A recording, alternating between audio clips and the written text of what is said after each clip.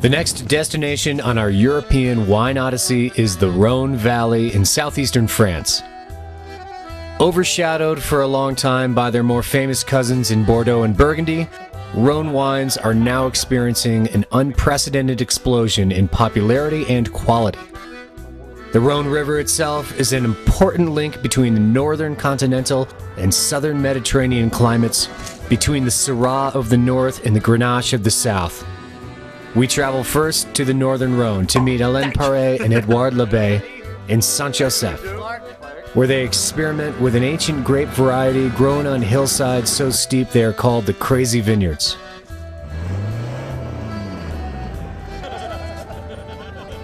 He's planted what he calls a crazy vineyard on the other side of Vienne. Everything is legal in France. Join us then as we discover the crazy wine of the northern Rhone. One van, 4 filmmakers, 5 countries, 15,000 miles, 25 winemakers, 47 cheeses, 300 bottles of wine, 72 days. Join us on the ultimate food and wine adventure, The Wine Travelers, European-American Classic Tour.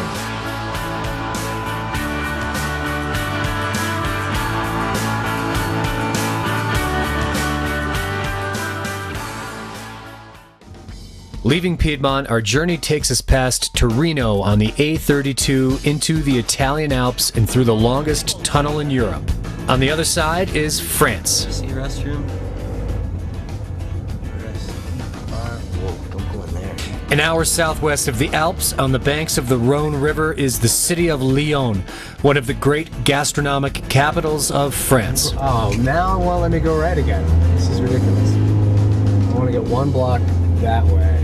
Oh, we can go through there. We are on our way to the airport outside of Lyon to pick up our good friend Alex Dale, who is flying in from South Africa. Born in England, raised in Burgundy, he now owns a winery in South Africa and combines his old world appreciation with a decidedly new world attitude. His knowledge of wine, his unique sense of humor, and his endless source of connections make him an invaluable guide to this part of the world. From Lyon, we drive south to the village of Saint-Joseph in the Côte du Rhône appellation, and then on to the Rochecorbe winery. That's like 25 hours of travel. We are greeted by Edouard Labbé, a good friend of Alex's. He's the consulting winemaker for Alain Paré, who owns Rochecorbe. Joe, so you are not shooting today? You are only drinking? We are drinking, yeah. Alain. The crew has just finished up lunch, but there's still food and wine for us. Alain's son, Anthony, is also a winemaker. You can tell by the purple hands that they're right in the middle of harvest. It's a pity you arrive 10 minutes earlier, because usually end of the meal, you know, after the cheese, I get the coffee, and after, they have the nap on the table. You mean? Alain opens a bottle of fragrant, pure Viognier from the nearby village of Condrieu, which by law can only produce Viognier. So, Edouard, how is everything? It's not so bad. Yeah? It could be worse. Yeah. It could be worse. How's the harvest? You know, we get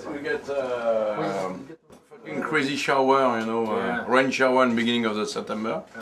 And we just, I think, miss a fantastic vintage.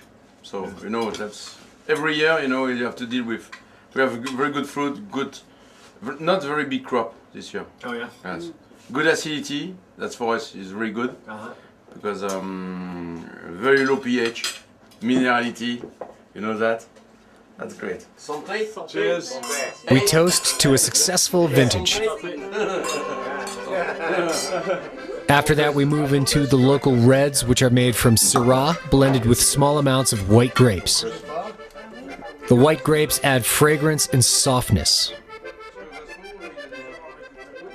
French Syrah and Australian Shiraz are both made from the same grape, but there are some differences. Australian Shiraz is usually rich and somewhat sweet. French Syrah is very dry, peppery, and is adapted to local foods.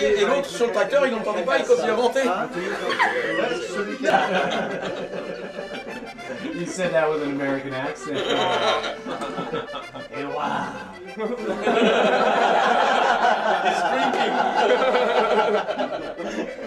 So obviously it's very good. This one, good wine.